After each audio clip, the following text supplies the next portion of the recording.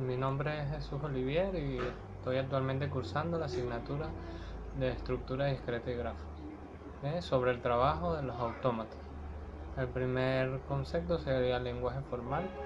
Se denomina lenguaje a un conjunto de palabras de un determinado alfabeto. La importancia de la gramática. Un lenguaje está compuesto por sintaxis, que define la secuencia de símbolos que forman cadenas válidas de un lenguaje, y por semántica, que es el significado de las cadenas que componen un lenguaje. La gramática es importante porque permite especificar de una manera finita el conjunto de símbolos que constituyen un lenguaje. Teoría de autómatas. La teoría de autómatas es una rama de la ciencia de la computación que estudia las máquinas abstractas y los problemas que éstas son capaces de resolver.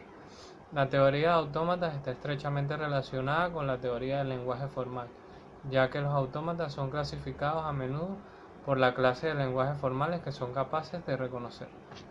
¿Qué son los autómatas?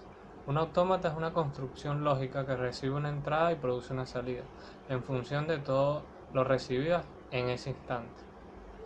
En el caso de los procesadores de lenguaje, un autómata es una construcción lógica que recibe como entrada una cadena de símbolos y produce una salida, indicando si dicha cadena pertenece o no a un determinado lenguaje. Tipos de autómatas. Autómata finito. Un autómata finito o máquina de estado finito es un modelo computacional que realiza cómputos en forma automática sobre una entrada para producir una salida. Este modelo está conformado por un alfabeto, un conjunto de estados finitos, una función de transición, un estado inicial y un conjunto de estados finales. Su funcionamiento se basa en una función de caracteres pertenecientes al alfabeto, la entrada, que va leyendo dicha cadena a medida que el autómata se desplaza de un estado a otro, para finalmente detenerse en un estado final o de aceptación que representa la salida. El autómata no determinista. Los autómatas no deterministas se conforman como los autómatas finitos, salvo que sus transiciones, en lugar de ser funciones, son relaciones que a cada pareja le asocian varios, uno o ningún estado.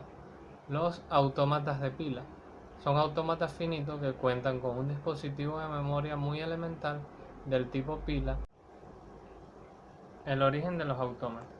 Antiguamente se creaban artefactos capaces de realizar tareas diarias y comunes para los hombres, o bien para facilitarles las labores cotidianas. Se daban cuenta que había tareas repetitivas que se podían igualar con un complejo sistema, y es así como se comienza a crear máquinas capaces de repetir las mismas labores que el hombre realizaba. Los primeros autómatas que aparecen en la historia son ingenios mecánicos más o menos complicados que desarrollaban un programa fijo, que no empleaba necesariamente la noción de retroalimentación. Los primeros ejemplos de autómatas se registran en la antigua Etiopía, en el año 1500 a.C.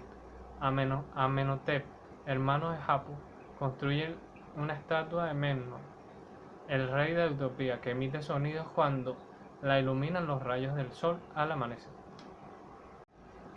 Aplicaciones de los autómatas finitos deterministas. Mediante autómatas finitos deterministas podemos representar las reglas para construir los tokens de un lenguaje de programación. En otras palabras, podemos especificar los aspectos léxicos del lenguaje. Estado finito de máquinas y autómatas. El estado de los autómatas se determina por medio de una máquina de estado.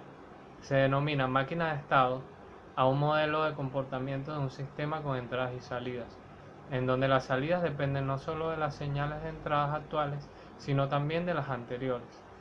Las máquinas de estado se definen como un conjunto de estados que sirven de intermediarios en esta relación de entradas y salidas, haciendo que el historial de señales de entrada determine para cada instante un estado de la máquina, de forma tal que la salida depende únicamente del estado y las entradas actuales. La máquina de Turing es un dispositivo de reconocimiento del lenguaje.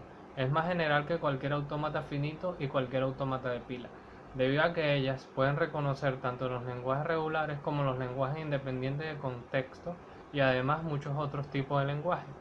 Una máquina de Turing es un dispositivo que transforma un input en un output después de algunos pasos.